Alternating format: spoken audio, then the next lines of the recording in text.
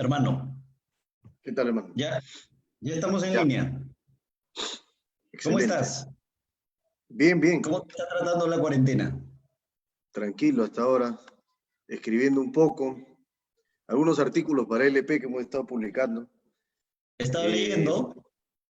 sí, varios temas, ¿no? Varios temas. Un tema que hemos trabajado, el tema de pericia, que tú sabes que es importante, la prueba pericial.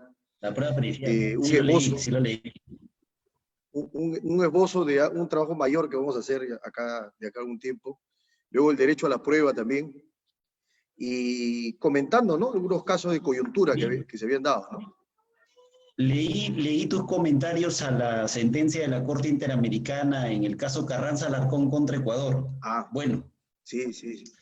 antes Sí, traté de terminé de leer la resumir. sentencia. Buena, Ya. buena, buena, hermano. Buena sentencia, ¿no?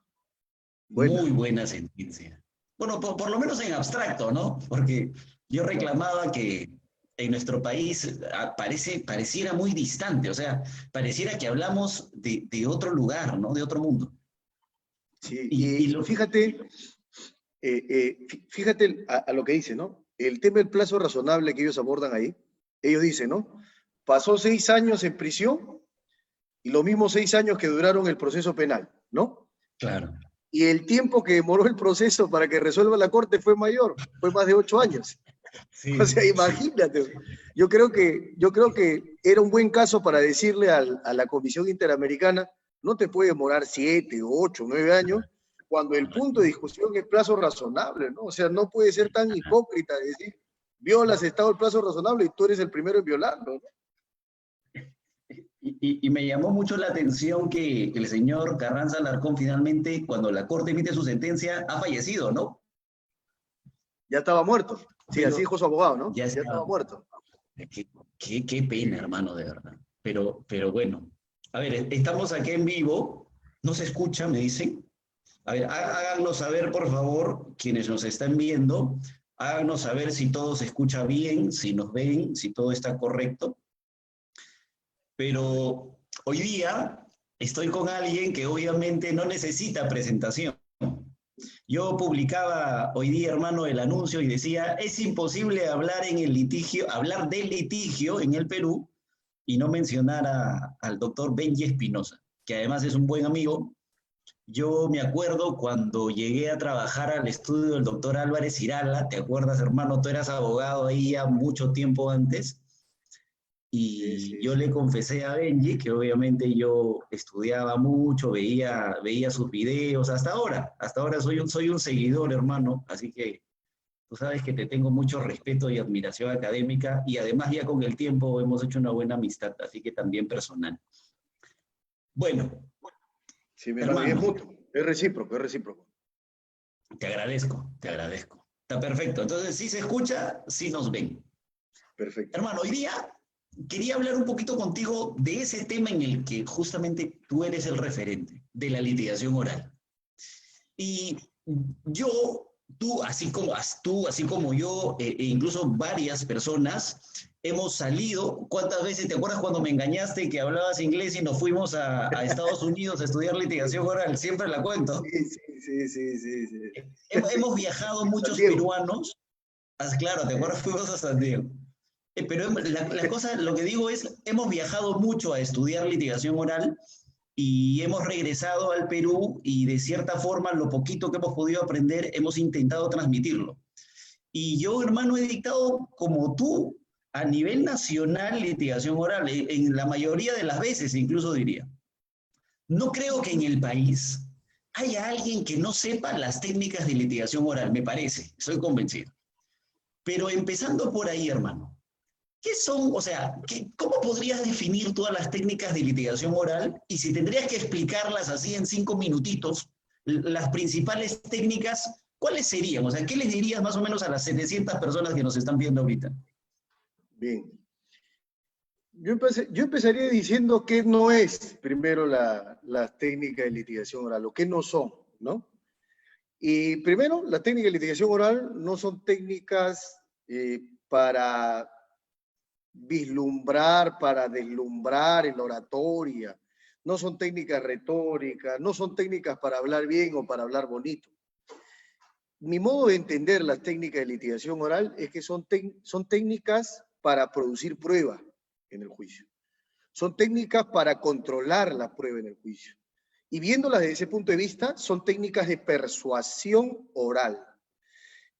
Creo que nadie podrá decir que este nuevo sistema acusatorio, que no es puramente oral, que no es puramente adversativo, como lo es el proceso de partes o el procedimiento de adversarios, como le llaman los sajones, no lo tenemos así, ¿correcto? Hay que partir por esa realidad, pero sí es predominantemente oral. Lo es. Una audiencia es un espacio de absoluta oralidad y al juez se le convence con argumentos orales, no escritos. De tal manera que la litigación oral son herramientas fundamentales en un sistema predominantemente oral como el que acoge el Código Procesal Penal Peruano del 2004. Hermano, a partir de ahí, yo creo que coincidimos en algo que es muy importante, incluso lo había dejado como segundo punto, pero mira, ya que lo tocas, hay una gran confusión, creo, entre lo que son las técnicas de litigación oral y lo que, bueno, pues uno podría llamar, pues, técnicas de oratoria, ¿no? Por ejemplo, ¿cómo te gusta litigar? ¿De pie o sentado? Esa no es una técnica de litigación oral. O sea, finalmente podría ser, pues, una cuestión personal tuya, ¿no? ¿Te gusta hablar muy fuerte? ¿Te gusta hablar bajito? ¿Te gusta subir y bajar de vez en cuando? Eso no tiene absolutamente nada que ver con las técnicas de litigación oral. O sea, pareciera ser que tiene que ver más incluso con la personalidad y la experiencia, y eso es un tema más personal que de técnica, ¿cierto? Por supuesto. Y por eso creo, esas cositas, por ejemplo, no las puedes aprender en un diplomado, en un curso, en un taller de litigación oral. Estoy totalmente de acuerdo.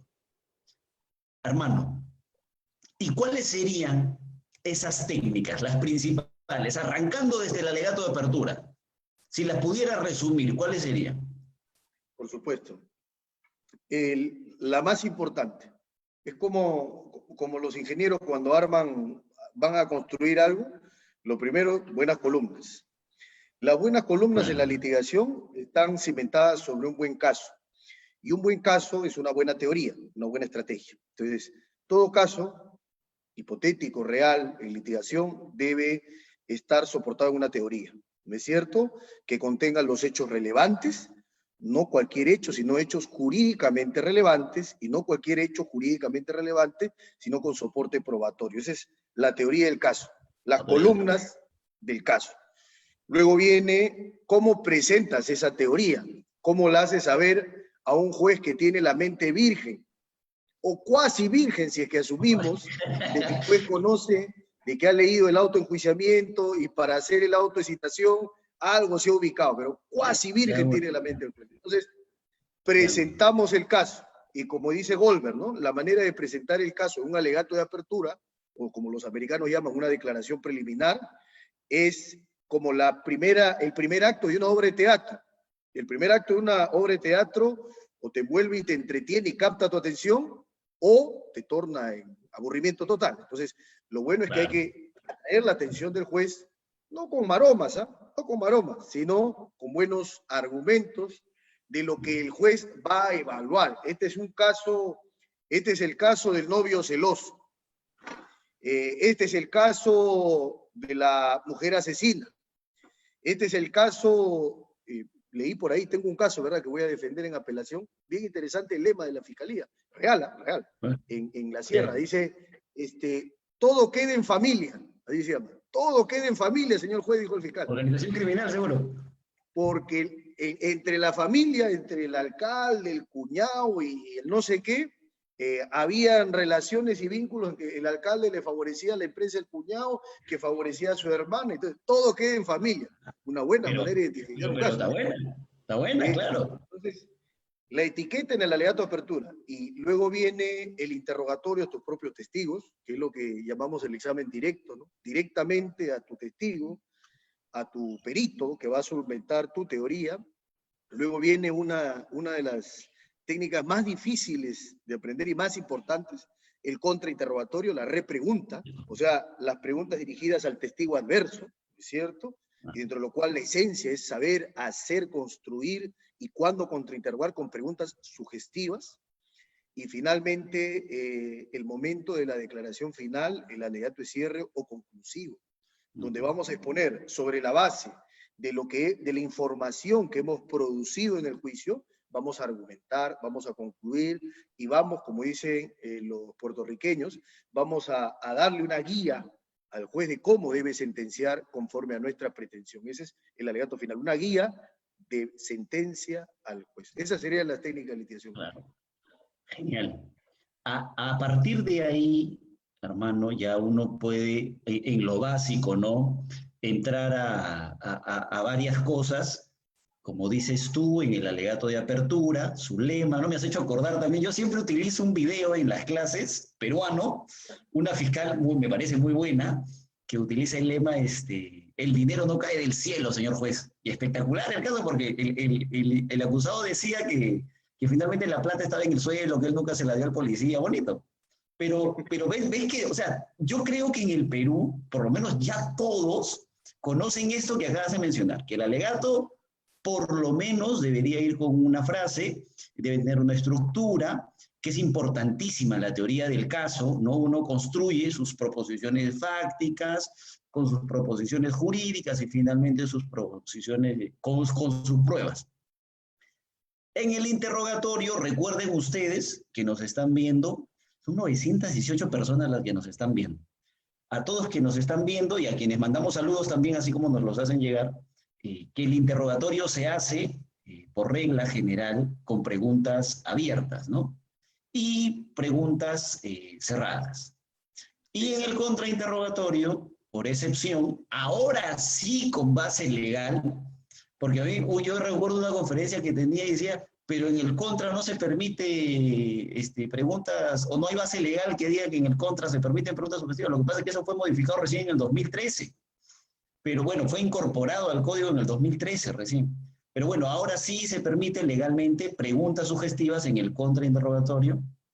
Y no están prohibidas las abiertas, ¿no? O sea, finalmente la técnica te dice que deberías hacerlas sugestivas. Y ahí vendrían ya sus matices un poquito más profundos, porque siempre ustedes pueden ir mucho más allá, que sería la técnica de la caca, la técnica del cara, ¿cierto? Para evidenciar contradicción y para refrescar memoria en el testigo, ¿no? O sea, un testigo llega a juicio, tú lo has preparado por meses y resulta que no se acuerda de nada, entonces haces la técnica de la cara, ¿no? Y si tu testigo o el testigo de la contraparte se contradice con lo que ha dicho antes, haces la técnica de la caca, ¿cierto? Para intentar desacreditarlo.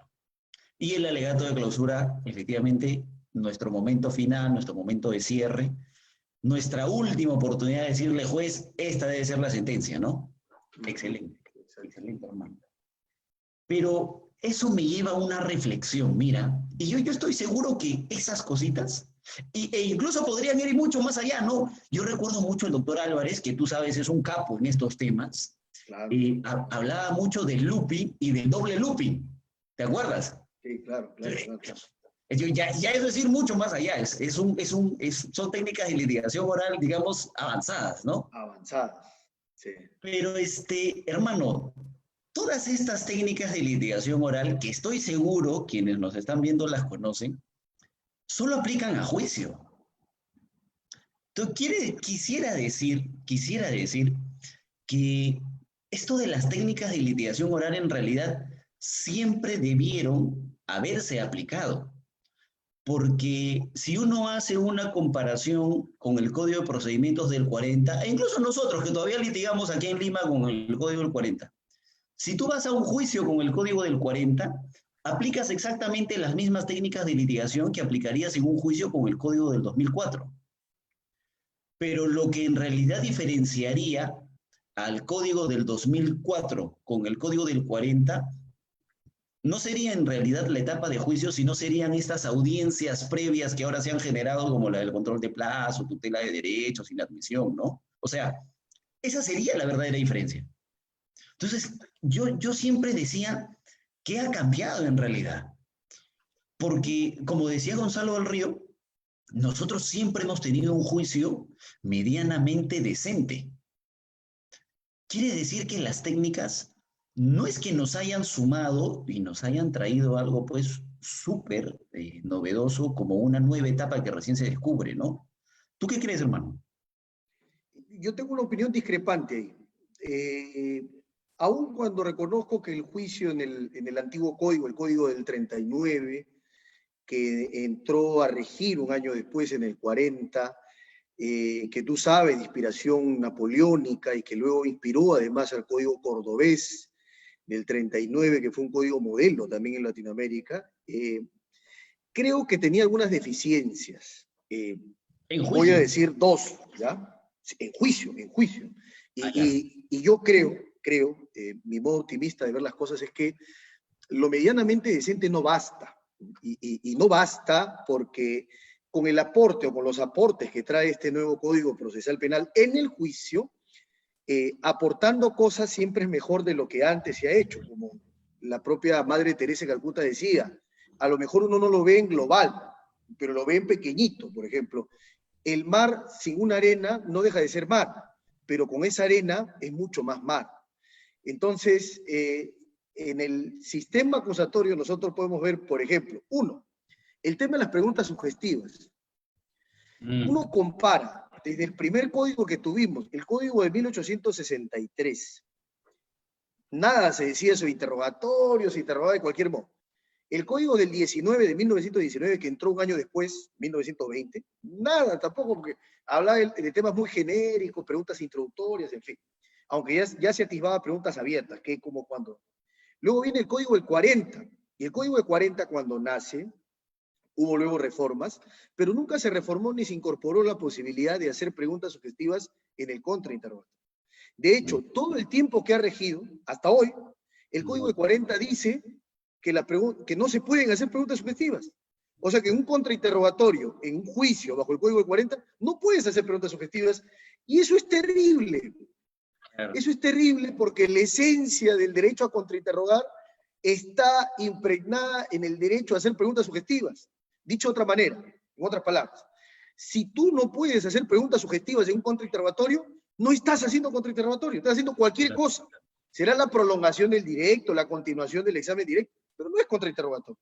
O sea, el contenido esencial, el contenido protegido, el núcleo, si se quiere, del derecho a contrainterrogar, es el derecho a hacer preguntas sugestivas. Y esto recién se incorpora, ojo que ni siquiera, como tú lo sabes, y lo comentaste, ni siquiera se incorporó con el nuevo código. Claro, o sea, del 2006 al 2013 hubo 7 años en ese interregno, donde muchos litigantes, muchos fiscales padecían y no podían contrainterrogar con preguntas sugestivas.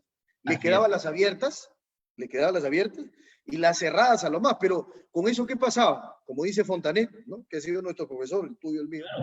Fontanet dice, tú le haces preguntas abiertas, le haces cerradas, y el testigo agarra y ve una oportunidad para escabullirse, para irse. Te vale, o dice lo que quiere, pero no te contesta la pregunta. Y eso es además violatorio del principio de igualdad, ¿no? O sea, ¿cómo así que yo puedo acreditar mi testigo con preguntas abiertas, pero no puedo desacreditarlo con sugestivas? O sea, tú me dejas contar una sola historia, pero no me permites contar la mía a través del contrainterrogatorio. Entonces, eso es grave, para empezar. Pero también es grave, por ejemplo, que el juicio del antiguo modelo asuma y haya recogido el principio de permanencia en la prueba. Gravísimo, gravísimo, porque nosotros en un momento vamos a comentar el tema de cómo se usaban las declaraciones previas. O sea, la declaración de un testigo o de la víctima que decía a nivel policial o fiscal, luego iba a juicio y se retractaba. Y entonces, según el código, el juez puede elegir a qué versión creerle, ¿no? A la versión antigua, que era un acto de investigación, que no era prueba, o a la versión que se daba en juicio. O sea, casi había una equivalencia, o sea, como si valieran lo mismo. ¿El juicio para qué? ¿No? Claro, y el nuevo código rompe con eso, con el principio de permanencia de la prueba, y dice, un momentito, acá hay, y esto lo dice desde el título preliminar, hay una diferencia estructural, esencial, entre actos de investigación que sirven para que la investigación avance, que sirven para que el fiscal acuse, que sirven para pedir prisión preventiva, impedimento de salir del país, sirven para impulsar los procesos de colaboración eficaz, pero para nada más. Tú no puedes condenar a nadie con actos de investigación. Entonces llega el juicio y es una página en blanco, una página nueva. La información que se escribe en el juicio es la información que sirve para condenar o para absolver a una persona. Esas dos cosas me parecen fundamentales, ¿eh? Y de cambios que no son medianamente decentes, te diré, criticando con mucho respeto y desintiendo de la posición del doctor Del Río. Pero hermano, mira, ese en todo caso parte de la base de un problema de deficiencia legal. Y mira cuánto tiempo ha tenido el código en vigencia sin ese artículo que establecía que, o sea, a ver, para que la gente que nos está viendo, son 1000 personas las que nos están viendo, mira, para que la gente nos entienda. Bueno, saludos, perdón. Para todos que nos están viendo y nos hacen llegar saludos. Mira, en el interrogatorio, o sea, el código dice que están permitidas las preguntas abiertas y prohibidas las preguntas sugestivas, capciosas además. Y no dice nada, o no decía nada, hasta el año 2013, de que en el contra sí se podía. Entonces, ¿cuál era el problema? Ante la deficiencia legal del código, lo que teníamos que hacer los litigantes era, bueno, finalmente la esencia, como acabas de decir, la esencia del contra es hacerlo a través de preguntas de tipo sugestivas. Porque si yo al testigo le pregunto, señor, ¿por qué usted dice que es mi cliente? Seguro que me destroza y ya para qué pierdo el juicio. En cambio, si yo le hago puras sugestivas, por ahí lo puedo atacar. Y algunos, hermano, algunos jueces decían efectivamente, o sea, algunos que habían desarrollado las técnicas de litigación oral decían, sí, efectivamente, tiene razón, la esencia es el contra. Aunque el código no lo diga, se debe permitir hacer a la defensa preguntas sugestivas. Y saltamos el problema. Y algunos jueces, incluso trabajando con el código del 40, también permitían o permiten. Pero, como todo, el otro día leí una resolución que un juez decía que en el penal el interno está más seguro, porque ahí tiene comida y todo, y no se va a poder contagiar, ¿no? Porque no camina con nadie. Pero bueno, pero siempre hay. Sí, entonces, terrible. Sí la leíste. Sí la leíste. Justicia al revés. El caso Omar Jiménez, del ex gobernador de Tacna, sí. Por el amor de Dios, por el amor de Dios. Pero mira, el gran Henry debe conocer muy bien el caso. Pero mira, pasa que llega un juez que te dice, señor, si usted está haciendo preguntas sugestivas en el contra, deme la base legal. Entonces, gracias a eso se modifica nuestro código. Pero bien podíamos saltar ese problema sin modificación legal. O sea, era un problema al parecer más de preparación que de ley. Porque preparándote y conociendo las técnicas de litigación oral, tú finalmente podías saltarte esos problemas, ¿no? Claro, el problema que sí no puedes saltarte legalmente es el segundo punto que me has dado. Y a ese vamos a llegar al final, hermano, porque ese es un tema, te diría, hasta más procesal que de litigación. Sí. Porque efectivamente resulta que el juez, la pregunta es, para que nos entiendan, ¿con qué puede condenar el juez? ¿Con la declaración que la víctima o el testigo ha dado en la etapa de investigación o con la declaración que el testigo finalmente da en juicio? Y ahí, hermano, te pido tu apoyo. Parto de esta base. Lo único que debe servir para condenar es lo que se actúa en el juicio. Finalmente, lo que el testigo ha dicho en etapa de investigación ha sido la base para investigar y para que el fiscal se forme convicción. Exacto. Pero ¿es posible que esa declaración que el testigo dio en la investigación se pueda utilizar en el juicio de alguna manera? Entiendo que dos supuestos. Un primer supuesto cuando el testigo no recuerda alguna información, pero que en el papel, cuando la dio más cercana a los hechos, sí la recordaba. Y un segundo supuesto cuando el testigo dice, el hecho se cometió a las 8 de la mañana en el juicio, pero cuando declaró en investigación, dijo que el hecho se cometió a las 10 de la noche y yo quiero atacar capacidad de visualización, ¿cierto? Hermano, ayúdame en eso. Eso es lo que conocemos como la técnica de la cara y la técnica de la caca, ¿cierto? Exacto. Por favor, explícale a quienes nos están viendo esa diferencia entre ambas, porque va a ser importante incluso para llegar a ese tema que quiero tocar. Muy bien. Esa es una técnica de litigación, técnicas para utilizar declaraciones previas al juicio. Vamos a ubicarlas así. Son técnicas para usar en el juicio declaraciones previas al juicio.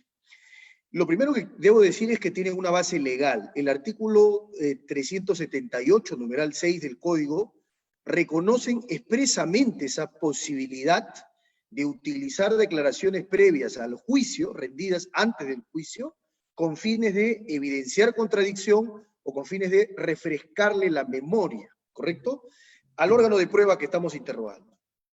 Eso, debo decir además, de un plano histórico, no es una novedad en nuestro código con el decreto legislativo 957, el nuevo Código Procesal Penal. Eso ya estaba previsto en el Código de Procedimientos Penales del 40, aunque de una manera distinta, ¿sí? Tercero, ¿qué significa o cómo opera el uso de declaración previa para refrescar memoria y cómo opera el uso de declaración previa para evidenciar contradicción? Primero, debo decir sobre eso que no es cierto que el uso de declaración previa para refrescar memoria únicamente se utilice en el interrogatorio directo, o sea, tu propio testigo. Claro, se puede utilizar también en el contrainterrogatorio. Claro. Y acá vamos a entrar a otro tema luego, donde vamos a hablar. Considero también que la evidencia de contradicción o el uso de declaración previa para evidenciar contradicción no debe constreñirse o limitarse al contrainterrogatorio, sino también al examen directo, en el caso, por ejemplo, de los testigos hostiles, que ya conversaremos más adelante. Como cuarto punto, entro al tema procedimental, operativo. ¿Cómo refrescamos memoria? Primero, tiene que salir, o sea, la puerta de entrada para refrescar memoria es que tiene que salir de boca del testigo alguna expresión semejante al no recuerdo, no me acuerdo, ha pasado tanto tiempo, doctor, ¿qué pasa? Y si ha pasado tanto tiempo, ¿qué ocurre con su mente? Bueno, no recuerdo, doctor, hay que sacar esa información que es básica, ¿no? Claro. Porque muchas veces pasa que se quiere refrescar memoria cuando el testigo no ha dicho que le falta memoria. O sea, claro. Imagínate.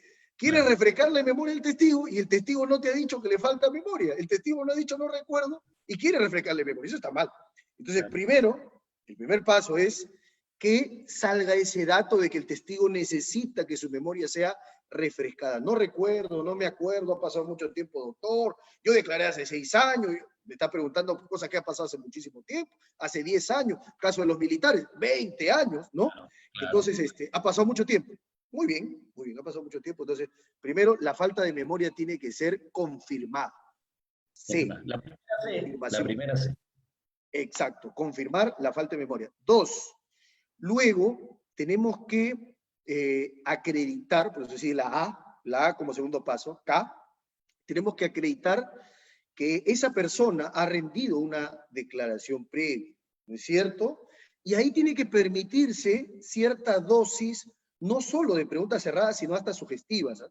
Ya hablaremos en otro conversatorio. Las reglas americanas y puertorriqueñas son muy buenas en este sentido. Permiten lo que se llama sugestividad necesaria, y en otros casos hablan sugestividad en temas introductorios, y en otros casos sugestividad en el directo en temas irrelevantes.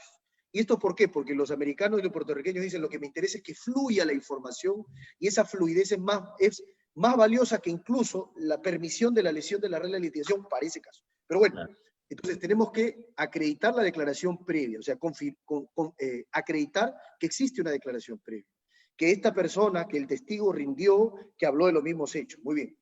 Tercero, tenemos que alcanzar a nuestro oponente, a nuestro contendor, a la contraparte, tenemos que alcanzarle el documento donde consta la declaración previa, ¿no es cierto?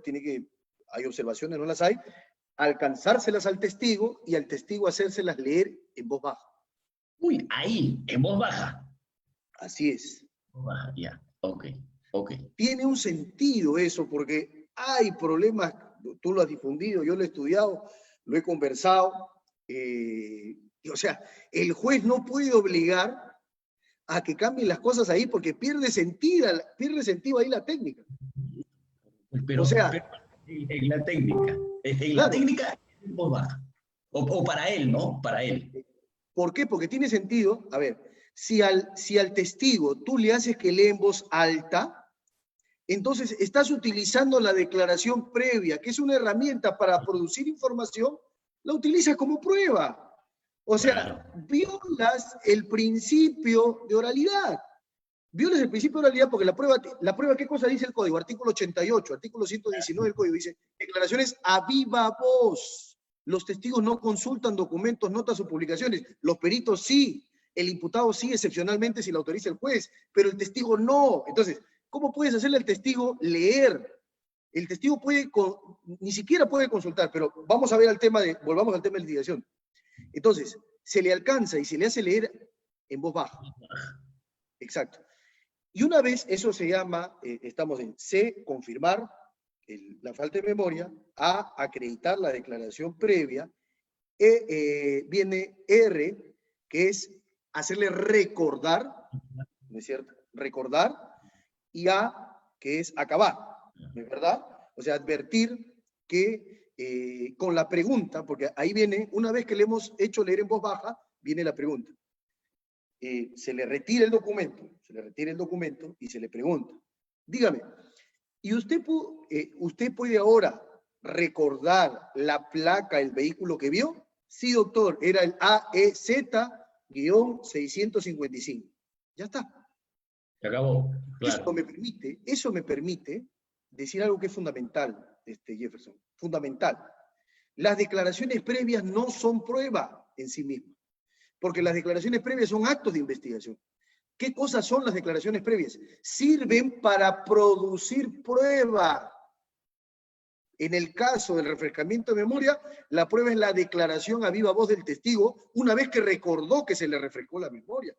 No, la declaración, no el documento. Por eso es que no es una cuestión de litigación menor, de ritualismo y forma y pose. No es así. Tiene que ver con una postura que asume el código de ruptura absoluta del principio de permanencia de la prueba. Los actos de investigación sirven para esta cosa. El 378, numeral 6, dice que sirve para refrescar memoria, pero no es prueba. No es prueba. La prueba es la declaración. A usar ese papel, ¿no? O sea, es una forma de utilizarla en el juicio. Es un apoyo de memoria, que sin eso no podrías producir información, ¿no? Claro. O sea, es la eficacia de la información con esa técnica. Entonces, repito, el paso 1 es confirmar la falta de memoria, no recuerdo el testigo. A, acreditar la declaración previa, segundo paso. 3, recordarle, hacerle leer, recordar para sí, para sus adentros, en voz baja. Y finalmente A, acabar, ¿no? CARA, la técnica del CARA. Ahora vamos a la segunda. El 378, numeral 6, además dice que hay otra forma para utilizar la declaración previa, que es con fines de evidenciar contradicción. Aunque hay una redacción criticable, y ya esto se tomará también para otra clase, otra conversatorio que podemos dar, criticable porque el código dice que se utilizará la declaración previa cuando la contradicción no se pueda superar de otra manera. O sea, la condición o el requisito o el candado que te pone el código es intenta superarla de otra manera, yo no sé cómo vamos a superar una contradicción. Y una vez que no puedas, como última ratio, utiliza la declaración previa. Eso está mal. Eso está mal y solo existe en el Perú y en un par de países que han legislado mal. Pero bueno, el punto es, 4 pasos para evidenciar contradicción. El método que llamamos, ¿no? Así lo llamamos, CACA. Muy fácil, de muy fácil recordación, ¿no? Hazlo. 4 pasos. 1, C, confirmar que hay una contradicción. Y para eso es fundamental distinguir. Hay lo que se conoce como contradicciones aparentes, lo dice el maestro de Castro, contradicciones aparentes y contradicciones reales. El método de impugnación de credibilidad a través de la declaración previa se utiliza para contradicciones reales, no las aparentes. Por ejemplo, el testigo en juicio dice que era las 7 de la noche cuando apreció el evento, el objeto de prueba. Y en su declaración previa, uno que está preparado, ha dicho que eran las 6 de la tarde, no las 7. Entonces el abogado dice, ¡eureka! Contradicción. Antes dijo 6 de la tarde, hoy dice 7 de la noche. 1 hora de diferencia, se está contradiciendo, no ha dicho lo mismo. No ha dicho 7, ha dicho 6. Ha dicho 7, pero que antes dijo 6. Esa es una contradicción insignificante, como sabes. Esos son aspectos accesorios, no relevantes, no fundamentales del testimonio. Entonces, ahí no debería prosperar. Entonces, como consejo, empecemos por fijar primero que hay una contradicción real, significativa, sustancial. Uno. Incluso, hermano, Confirmada la contradicción. Ajá. solo un aportito te doy ahí. Yo me acuerdo mucho una audiencia donde el doctor Salas Arenas, presidente de la Sala Especial, tú sabes que es un gran magistrado, dijo un día, un ratito, una cosa es una contradicción y otra cosa es una imprecisión, que es más o menos en esa línea, ¿no? O sea, tranquilo, que bueno, bueno, dijo 6, ¿no? Dijo 7, o sea, es una imprecisión, es una contradicción, pero excelente, excelente, buen punto. Exacto. Lo que yo llamo contradicción aparente sería imprecisión y la contradicción real sería verdaderamente la contradicción. Entonces, primer paso, confirmar la contradicción, contradicción real, no aparente. Vamos a poner el ejemplo. Dijo el testigo que él vio cómo el acusado se acercaba con un cuchillo a la víctima. Y en la declaración previa ante la fiscalía dijo que sacó una pistola, que la desenfundó y que se la dirigió contra la víctima. Mira, son dos cosas completamente diferentes y la contradicción es real. Real. Primer punto, confirmo la contradicción. Segundo paso, entro a acreditar la declaración previa a partir de preguntas sugestivas cortas y en donde voy a cerrar como hacían los supercampeones. Vamos a construir artificiosamente una jaula y vamos a cerrarla, vamos a ponerle barrote a esa jaula que el testigo no salga. ¿Qué significa? Comprometer al testigo con el testimonio anterior. Entonces le vamos a preguntar, dígame, ¿usted por estos hechos declaró ante la fiscalía? Sí. ¿Usted fue llamado a declarar, no es cierto? Sí. ¿Y lo hizo el mismo día que ocurrió el evento? Sí. El evento que usted apreció, el hecho que usted fue testigo, fue a las 5 de la tarde más o menos, ¿sí? ¿Y usted declaró 2 horas después ante la fiscalía? Sí, doctor, declaré ante 2 horas. Muy bien. Y le sigo preguntando, y dígame, cuando usted declaró, ¿dijo la verdad? Sí, yo dije la verdad. Cuando usted declaró, ¿lo forzaron para declarar? Me explico mejor. ¿Lo obligaron de alguna forma? ¿Lo coaccionaron a declarar? No, doctor, yo declaré libremente. ¿Fue espontánea su declaración? Sí, fue espontánea. Y usted lo que dijo fue la verdad, lo que le constaba 2 horas antes de lo que había visto, ¿no es cierto? Sí, así fue. Muy bien. Y luego de eso, a usted le hicieron firmar un documento, unos papeles. Usted leyó y era su declaración, sí, la que había rendido ahí. Sí. Y usted la firmó en señal de conformidad. ¿Es así? Sí, fue así, doctor. Y se le alcanza la declaración. Previo traslado a la otra parte, se le alcanza al testigo y ahí viene otra cosa, tiene un sentido. Ahí viene la C, el tercer paso. Confrontar, el ejercicio de confrontación. ¿Cómo lo confronto? Entonces, le doy el documento y hay 2 opciones. Que el testigo sienta que viene el golpe, sienta que viene un golpe por ahí, está el testigo siente, ha encajado el golpe, y entonces dice, muy bien, revise el documento y dice, por favor, léame lo que está resaltado en la respuesta a la pregunta 2. Y el testigo lee. Yo vi cuando desenfundó una pistola y se la apuntó en la cabeza de la víctima. Ahí está el dato. Eso es una opción. Pero muchas veces pasa en la práctica que tienes un testigo hostil, renuente. Doctor, y te inventa 1000 cosas, ¿ah? Doctor, no llevo lentes. Ni usa lentes, pero dice, doctor, no llevo lentes, no puedo leer. Soy corto de vista, doctor. Entonces, no hay problema. No hay problema. Lo voy a leer yo. Pero usted ya reconoció, ¿verdad? Se le hace reconocer, ¿verdad? Se le hace reconocer que es su declaración previa, ¿sí? Con su firma y todo. Y dice, a ver, acá dice, la respuesta a la pregunta 2, dice, ¿a usted le preguntaron esto o no? ¿Le preguntaron qué vio usted? ¿O le preguntaron a otra persona? ¿Fue usted? Sí. Y usted contestó eso. A ver, dice acá, yo vi cuando, sigo leyendo, yo vi cuando sacó la pistola, desenfundó la pistola y se la dirigió con la cabeza, a la cabeza de la víctima. ¿Ese es su testimonio o no es su testimonio? ¿Es lo que usted declaró 2 horas después del evento? ¿Sí o no? Bueno que no, ¿es lo que usted declaró? ¿Sí o no? Y acabar. Sí, doctor, eso es lo que yo dije. Acabar. Ese es el 4º paso. Por eso se llama técnica CACA. 4 pasos. Primero, confirmo la contradicción. Segundo, acredito la declaración previa, que va a ser sometida a contradicción con la declaración en juicio. Tercero, confronto y lo hago leer en voz alta. Si no quiere, lo leo yo o que lea el secretario, pero en voz alta. Y cuarto, acabo. Termino para que tenga efecto. Una vez surgida la contradicción, acabo, termino. Son los 4 pasos, entonces. Ahí tienen todos. Esas serían las 2 excepciones para utilizar una declaración previa, ¿no? Para refrescar memoria o para evidenciar contradicción. Hermano, te hago una pregunta ahí. Pasa esto. Pasa esto en una audiencia, que nos ha pasado a todos, imagino, en algún momento. Señor juez, voy a evidenciar contradicción perdón, voy a utilizar declaración previa para refrescar memoria. Entonces, paso a paso, vas a hacer cara, confirmas, el testigo dice que no recuerda, acreditas, y cuando viene el momento de refrescar la memoria, yo le digo, señor testigo, lea para usted, por favor. Y el juez agarra y dice, no, un ratito, usted está loco, ¿qué pasa? ¿Cómo que para él? Que lo lea para todos. O, te quiero dar algunos ejemplos, ¿eh? O, y tú sabes, esa es nuestra regla. O el juez te dice, señor, denle la declaración que obra en el expediente. O peor, que lea la declaración aquí el especialista que nos está apoyando. Por favor, párese acá a mi costado, tome un micro y a ver, ¿a qué foja está la declaración? Y ya no puedes hacer esa magia o ya no puedes aplicar esa técnica que muy bien acabas tú de explicar. Una, dos, te podría pasar exactamente con el contra. Entonces mi pregunta es, en general, a partir de esto, ¿qué haces tú como litigante o qué debes hacer tú como litigante cuando el juez finalmente no conoce esa técnica? Porque esa técnica que acabas de desarrollar, las dos, no están en el código. O sea, el código te dice que puedes usar declaraciones previas. ¿Cómo no dice? El cómo lo ha desarrollado finalmente la doctrina de la litigación.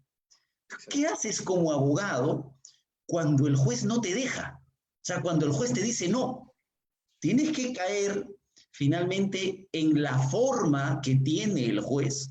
Porque, hermano, un dato adicional es que, como tú bien sabes, pareciera ser que a cada lugar que uno va, y a veces tenemos la dicha de litigar en diferentes lugares, uno se puede dar cuenta de que hay sistemas diferentes, o sea, cada uno tiene su propio criterio. Entonces, qué hace el litigante o qué debe hacer el litigante si se encuentra frente a un supuesto como ese? Bien, muy interesante y me hace recordar algo que tú has dicho, ¿no? En tus conferencias y repites mucho y hay mucha gente que te sigue y repite eso, ¿no? Jefferson es como el Yosimar de la litigación, porque de hecho se necesita una litigación a la perucha, ¿no? Y bueno, yo voy a dar una solución que se me ha ocurrido, que la estaba pensando y nada, escribir, investigar sobre el tema, me lleva a esta reflexión. Creo que hay que encimar al juez con la ley. Los jueces que actúan así son jueces muy formalistas, de razonamiento muy formal, son muy pegados a la ley, o sea, están en el siglo XVIII, están en el XIX, están en los tiempos de Montesquieu, ¿no? El juez la boca muda que pronuncia la ley, entonces, hay que citarle la ley. El artículo 325 rompe con el principio de permanencia de la prueba cuando distingue entre actos de investigación y actos de prueba. Y literalmente dice que los actos de investigación solo sirven para dictar resoluciones propias de la investigación y la etapa intermedia, pero que para efectos de la sentencia únicamente debe utilizarse lo que aparezca, no es cierto, en el juicio. Ahora el juez dirá, sí, pero esto está surgiendo en el juicio, pero cuidado. Y podemos invocar el artículo 383, numeral 2. O sea, una mirada en conjunto, una interpretación de consumo del 325 con el 383.2 que dice que está prohibido, ¿no es cierto?, salvo los supuestos de excepción del 3831, los casos en donde el testigo no va, está enfermo, murió, ilocalizable, sin paradero. Fuera de esos casos, no se puede leer, ¿no es cierto?, declaraciones que constan en documentos. Está prohibida su lectura y si se lee, no tienen valor. Utilicemos esas normas, 325 y 383.2. Me parece una espectacular solución y tienes mucha razón porque el juez normalmente en esas posiciones es bien legalista, sí pues. Tienes toda hay que sacarle la ley. Hay que bailar en su salsa, ¿no? La apunto acá, la apunto. Muy buena, muy buena. Hermano, eso me lleva a otra pregunta. Y la había lanzado como un tema que tenemos que analizar. Cuando se trata de un testigo, es indiscutible que tú le puedes hacer uso de la declaración previa, sea para refrescar memoria, sea para evidenciar contradicción. Mi pregunta es, ¿qué sucede si es que ya no es un testigo? ¿Qué sucede si es que es el propio acusado que, renunciando a su derecho a guardar silencio en juicio, se siente en el banquillo y dice, voy a declarar? Obviamente, como establece el código, hace un relato breve y detallado de su posición y de los hechos, y luego se somete a preguntas. Resulta que el fiscal le hace una pregunta y el acusado, para su mal, se ha contradecido. Mira, ya ni siquiera vamos a entrar a si es una contradicción o una imprecisión, es una contradicción. Hay contradicción. Ya. Se ha contradecido y el fiscal dice, señor juez, solicito hacer uso de declaración previa para evidenciar contradicción. Entonces yo como abogado digo, espérate un ratito. Esa es para los testigos. Al acusado no le puedes hacer eso. ¿Y por qué no le puedes hacer eso? Porque obviamente él tiene derecho a la no autoincriminación. Entonces yo buscando sobre el tema, hermano, he encontrado varios plenos, pero me ha llamado mucho la atención el acuerdo plenario 3/2018 que ha emitido la Sala Penal Nacional. Las salas penales nacionales se juntaron todas y dijeron, ¿qué vamos a hacer cuando ese supuesto se presente? Y lo que han dicho como conclusión, finalmente, es que la declaración del acusado termina siendo una mezcla entre un medio de prueba y un acto de defensa. Y por ser así, cuando el acusado renuncia a su derecho a guardar silencio, se le podría evidenciar contradicción en un juicio con su declaración previa. No lesionarías la garantía de autoincriminación porque finalmente él está aceptando declarar. Ese tema quería preguntarte, hermano. ¿Tú qué piensas? Interesante porque lleva varios análisis. Mira, te voy a confesar algo. Estoy escribiendo sobre eso.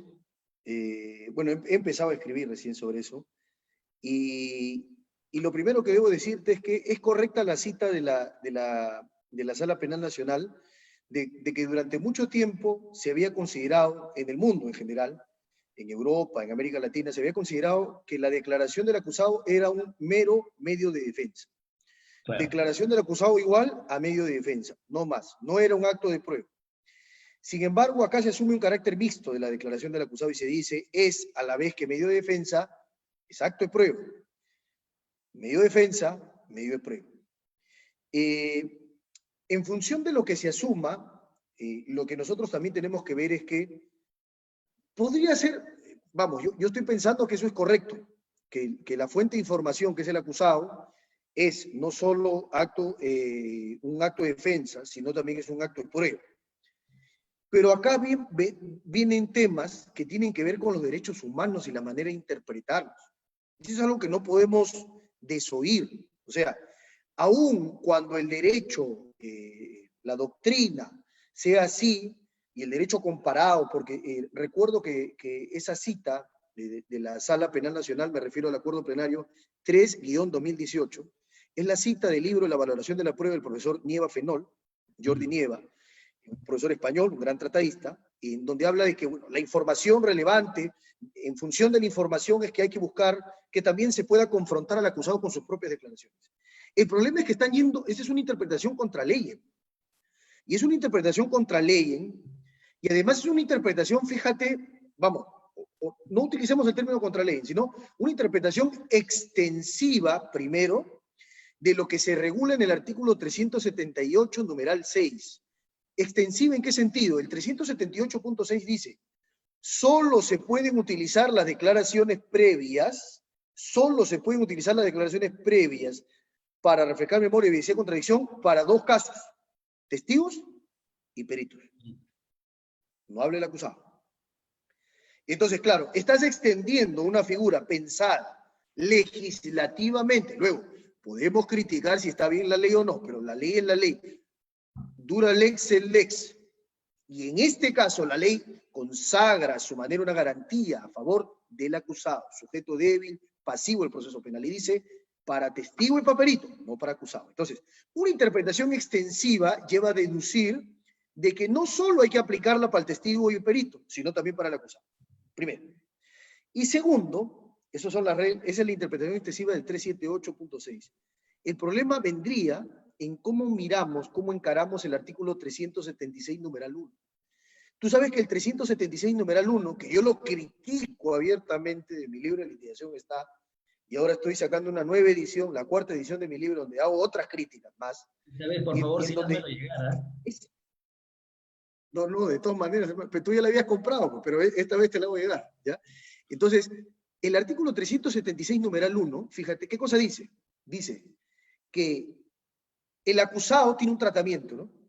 El acusado puede guardar silencio, pero Claro. si guarda silencio se le advertirá, o sea, mira lo que dice, se le advertirá, es como una admonición. Oye, te conviene hablar, ¿eh? Porque si no habla, dice, se le advertirá que se van a leer sus declaraciones previas. Eso dice el artículo 376. Entonces el acusado dice, a ver, yo tengo la carga psicológica del juicio.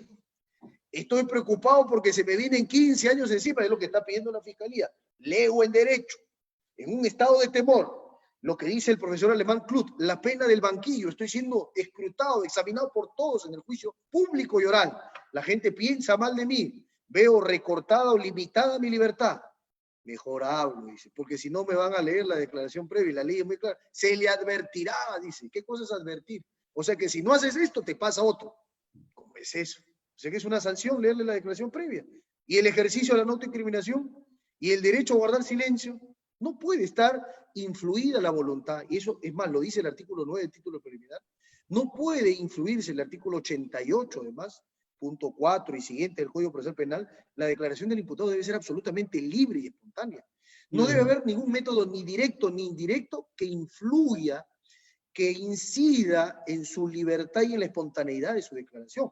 Pero lo que es peor, la ley habilita un supuesto de excepción y dice, se leerá la declaración previa de él, ojo, no está diciendo se confrontará lo que él dice con su declaración previa, dice se leerá. ¿Y se leerá en qué caso? Únicamente cuando decida guardar silencio. Únicamente cuando decida guardar silencio. Entonces, vamos a ver, el 3761 es una norma de excepción, dice, se utiliza la declaración previa como excepción si guarda silencio. No dice más. No dice si utiliza para evidenciar contradicción y decide declarar. O sea, están yendo más allá de la ley. Ustedes dirán, doctor, pero usted acaba de citar a Montesquieu y usted dice que los jueces no son la boca, hoy ya no son la boca muda que pronuncia la ley. Entonces el juez tiene que ser como Working, como dice Working, el juez Hércules, interpretador, integrador. Está bien, pues, pero en pro de los derechos humanos y el principio de progresividad de los derechos humanos es algo tan fundamental de entender que cuando un derecho se conquista, la única reforma a la ley que cabe es hacia su ensanchamiento, hacia su protección, hacia la ampliación de sus límites, no para limitarlos, no para recortarlos. Los derechos, en la Corte Interamericana, en la opinión consultiva 3, donde analizó las restricciones legales a la pena de muerte cuando el Perú salvajemente y antijurídicamente introdujo nuevas causales de aplicación de la pena de muerte. Ha quedado muy claro, principio de progresividad. Entonces, claro, el juez tiene que ser creativo, pero dentro de las determinadas barreras. El juez progresa, protege más los derechos, no involuciona. Esa es mi posición, ¿no? Esa es mi posición. Mira, ahí estoy totalmente de acuerdo. Pero vamos a avanzar para terminar con los dos puntos que quiero desarrollar y quiero tocar uno en el que quizá podemos estar en desacuerdo. Porque yo quiero apoyar a Fiscalía en este sentido. Mira, queda clarísimo este tema de la declaración del acusado. Pero ojo que cuando litigues en Sala Penal Nacional vas a tener el problema. O sea, el fiscal te dice muy bonito y todo, y la conquista y todo espectacular. Pero acá está el acuerdo plenario. Acá está el acuerdo plenario. Claro, entonces, que esto sirva, en todo caso, para hacer una mejor reflexión de esa decisión, ¿no? Con la que obviamente yo tampoco estoy de acuerdo. Claro. Pero bueno, voy a la otra, hermano. Voy al otro supuesto, cerrando el capítulo. Tú eres fiscal. Y me han preguntado mucho, lo he conversado mucho con fiscales que ven casos contra la libertad sexual y violencia familiar, muchísimo. Tienes tu testigo, tienes la mujer que dice haber sido agredida, que dice que sí, efectivamente su marido la golpeó por acá, por allá. La llevas a juicio, imagínate. Y en juicio le haces la pregunta, ¿qué pasó el día 7? Y la testigo te da una patada No te voy a decir dónde, pero duele bastante cuando el testigo agarra y te dice, en realidad nadie me pegó, me golpeé con la puerta. Lo que en litigación oral podríamos hacer, y esta es teoría porque esa sí no tiene base legal, no la vas a encontrar en el código. Uno podría estar frente a un testigo que habiendo sido suyo, en algún momento habiendo sido ofrecido por ti, porque entendías que la información que el testigo iba a dar era relevante, se ha volteado, se ha tirado para atrás. Es decir, se ha convertido en un testigo hostil para ti, ¿cierto? Y al ser un testigo hostil, tú lo que podrías hacer primero es solicitar tratarlo como hostil. Es decir, ya no seguir haciéndole las preguntas de tipo abiertas, sino empezar a hacerle preguntas sugestivas. Primer problema, no hay base legal para eso. Ese es el primer problema. Pero, yo he venido siguiendo, hermano, una serie de decisiones de la Corte Suprema que ya llevan buen tiempo y arrancaron con el Acuerdo Plenario 2-2005.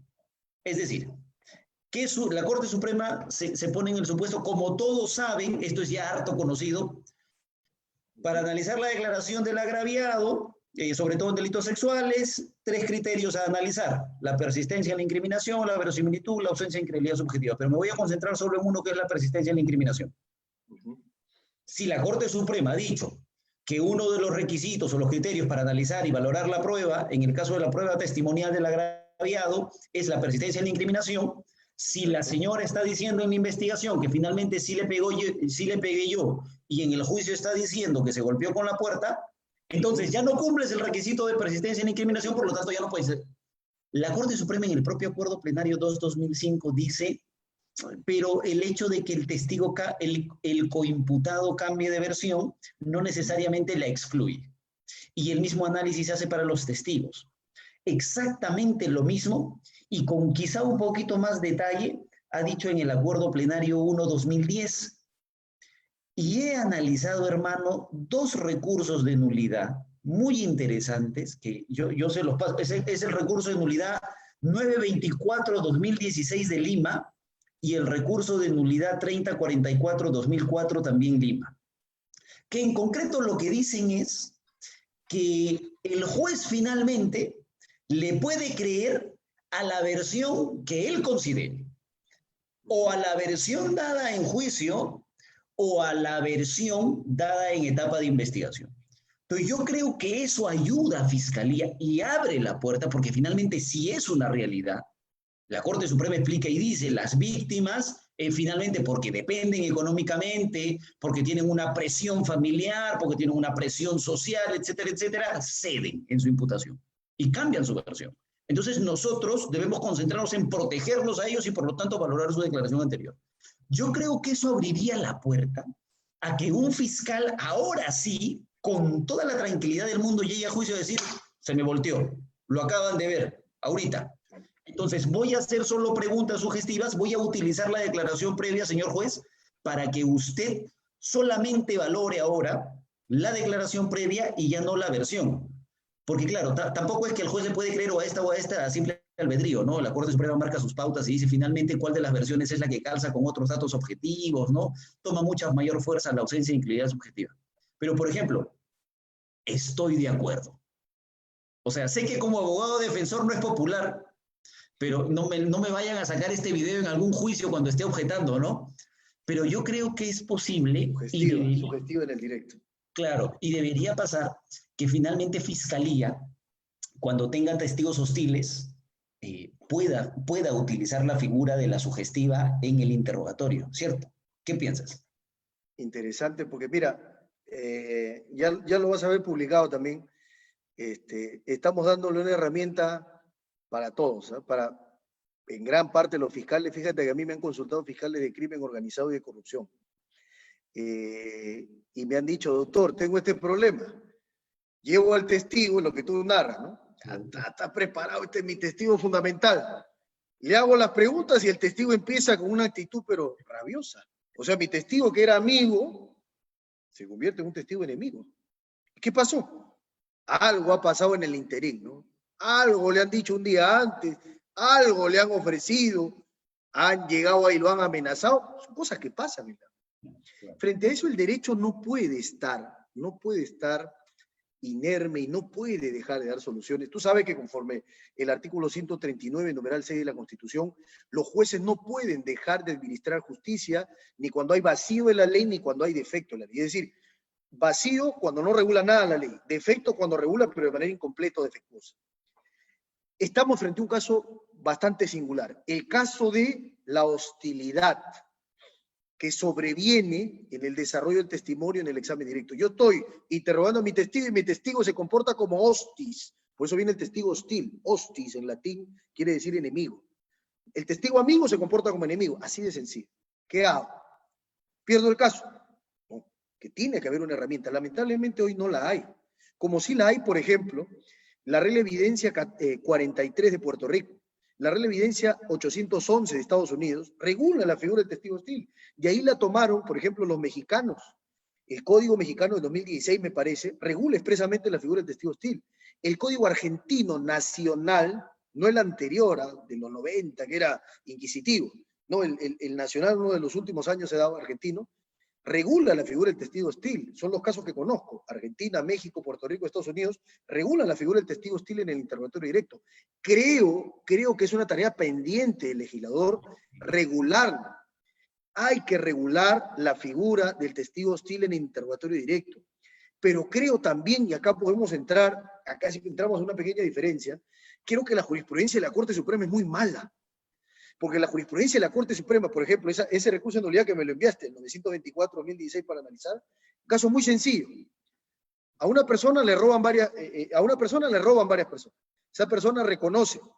Con ese reconocimiento intervienen, detienen, procesan, acusan al encausado. Al encausado lo absuelven. Razones de la absolución. Cuando fue el testigo víctima a juicio, se retractó y dijo, no, la verdad que yo no vi bien, la policía me amenazó, la policía me dijo, di que es él, yo lo hice siguiendo los consejos de la policía y ese sujeto ni lo conozco, no lo reconozco. O sea, dijo B, contradicción sustancial a lo que había dicho en su declaración previa A.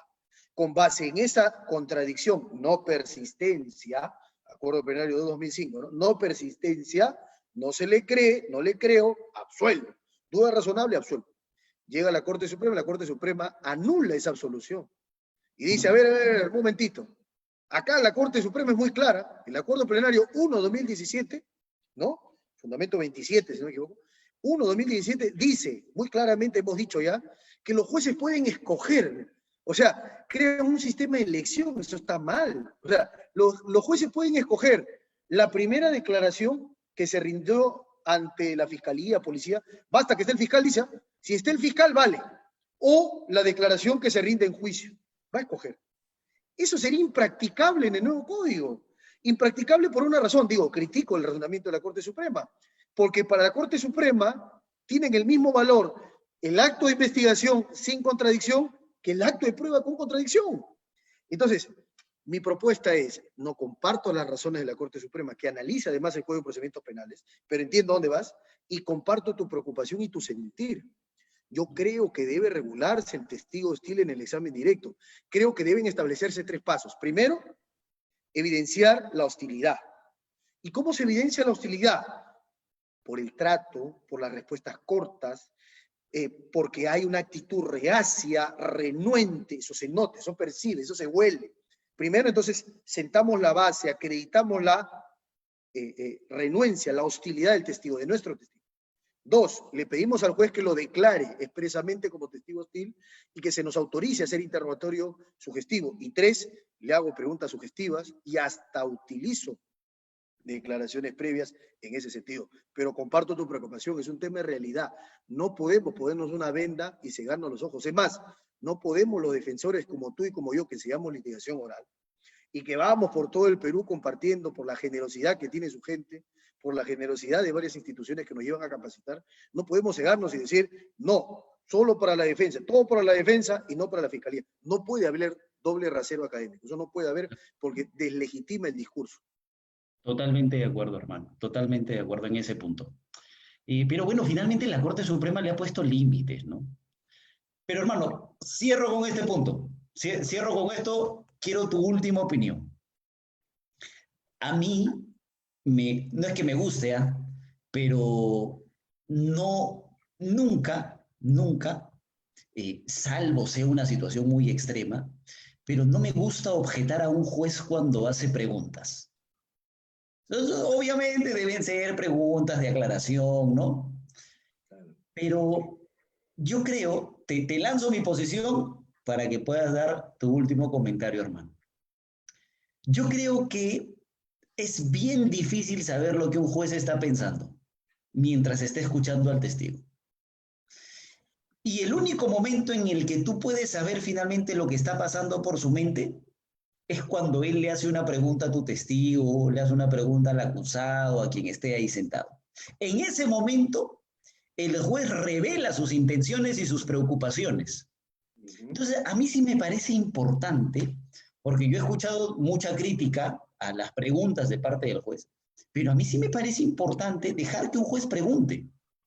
Ah, claro, no llegar al extremo donde el juez ya empieza a coaccionar al testigo, ¿no? Pero siempre y cuando sean preguntas donde el juez nos empieza a demostrar qué es lo que está pensando, incluso me va a permitir hacer un mejor alegato de clausura, ¿cierto? ¿Qué te parece? Eh, vamos a ver de lo que yo creo.